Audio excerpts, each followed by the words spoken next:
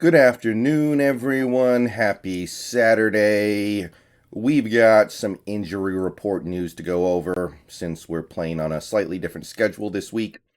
We didn't get injury information on either of these teams until the last couple of hours, but here it is. Let's go ahead and go over it and see what we've got and see what they've got and see what we can try to assume about this upcoming game based off of that. So, first, we're going to take a look at the Seahawks injury report and explore some ramifications here. So, first thing you'll notice looking at this injury report is we've got problems on the offensive line. We have issues on the offensive line. One starter is out. Not doubtful, not questionable, out. Damian Lewis is out. We also have a backup who, by the way, could very easily have taken the spot of the starter who is out, Jamarco Jones, also out. And not just that, Jamarco Jones could have easily taken the place of Dwayne Brown, had Dwayne Brown continued to struggle the way he has lately. Could have taken the spot of a Brandon Shell, who has been fighting through an injury of his own and had limited practice this week. So that matters. So right away, you're taking a look at these offensive line injuries, and you know that Washington doesn't have their two best pass rushers. But they still do have Jonathan Allen. They have some good guys on that front line still. They haven't played great so far this season, admittedly. But you're looking at that, and you got to think, man, I really wish we could have had Damian Lewis in this game. And I understand that Damian Lewis is not having his best season by any stretch. In fact, he's in many areas struggling tremendously. And you could even make an argument that Damian Lewis playing left guard going forward is just going to ruin his development. So maybe it's good that he's out. I don't know, but my feeling is that you'd still rather have him out there to keep Russell Wilson upright, because however much Damian Lewis is struggling, I think he is probably better than whoever will take his place, especially now. And he's just one of those young players with the potential to help this team going forward. Carroll commented on the Lewis out designation a little bit. He said that they weren't 100% sure who was going to take his place at guard, but one of the potential options was Kyle Fuller, which I really don't want to see that. Hopefully it's Phil Haynes, because Phil Haynes is almost certainly going to get activated for this game. So hopefully it's Phil Haynes. And as for Jamarco Jones, he could have been useful in this game, but he's out as well. And then you've got Trey Brown, who shouldn't even be listed here because he should be on IR. We all know he's out for the season. Just tell us. So that's whatever. But Rashad Penny is out. The smallest shock of the week. And Travis Homer's out. So right away you're like, oh wow, not only do we have problems on our offensive line, we also have problems in our backfield. Rashad Penny out, Travis Homer out. And by the way, let me just say this real quick. Pete Carroll said that Rashad Penny might go on IR and not play again this season. Yeah, do you guys remember earlier this week when he said that Rashad Penny's injury wasn't that bad and it was just a minor little thing that didn't... Yeah, okay. There's another lie. There's another BS statement from Carroll. Just pointing that out. Just pointing out that he told us earlier this week that Penny's injury was not that big of a deal. And yeah, I'd say if he goes on IR, it's at least a big deal for him. It's probably wouldn't be a big deal for anyone else in the universe because Rashad Penny is made out of a different substance than apparently every other human who has ever lived. But regardless, another lie from Carroll. And Travis Homer is also out, which is significant because he's our best pass blocker, and he was getting a lot of snaps with Carson out.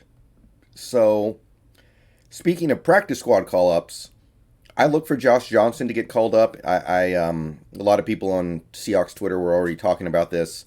Josh Johnson should get the call-up, and he should actually play, because the only running backs we have right now are Alex Collins, who is not 100%, although he's probably getting there, and DJ Dallas. So, Josh Johnson, go have a game. And that's it for the Seahawks injuries. We're playing maybe the worst defense in the league.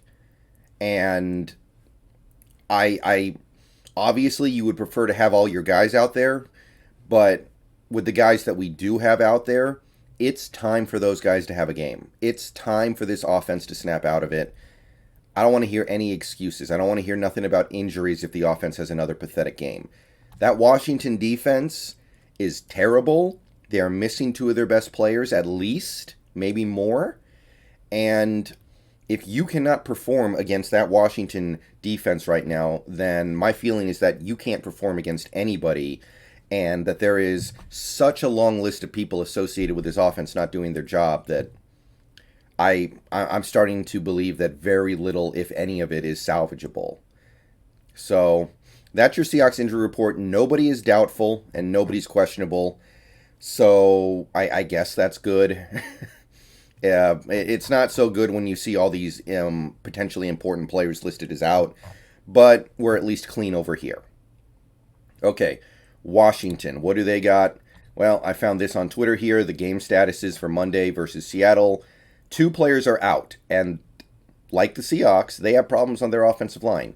Sam Cosmi is out. You guys might remember I was a big Sam Cosmi fan in the draft last year. Tyler Larson is out. Sam Cosmi was the starter at right tackle, and then he got hurt, and he came back in the last game, and then he got hurt again, I guess. So he was part of their starting offensive line, although he hadn't been playing very much lately. And Tyler Larson was declared the starter after the guy in front of him got hurt 2 weeks ago. So they're down to their third-string center. And if you want to really stretch things out, remember that Sam Cosmi was going to be backing up Morgan Moses until Washington let him go.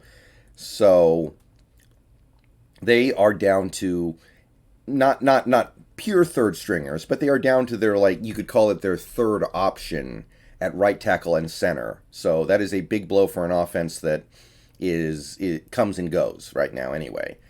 Also probably not going to play for Washington is Ricky Seals-Jones, their tight end, who, I like that dude. That guy's pretty good. I think Ricky Seals-Jones, nice player, fun player.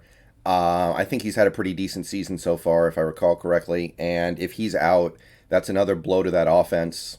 We're taking chunks out of this offense right now. And questionable are Curtis Samuel, who hasn't really done anything this year, and Adam Humphries, who has actually had pretty decent production so far. He's got like 250, 300 yards receiving so far this year. So that takes a bite. This is a big bite potentially out of their passing game as well. So this is a very wounded Washington offense we're taking on. And this says nothing about Chase Young and Montez Sweat, both of whom I believe are out for this game. I know Chase Young is, and I think Montez Sweat is. So if they don't have those two guys, then their already atrocious defense is missing maybe their 2 best players.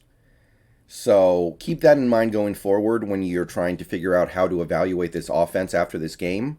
We'll talk about it more in the actual pregame video, but keep that in mind as we go forward into this game.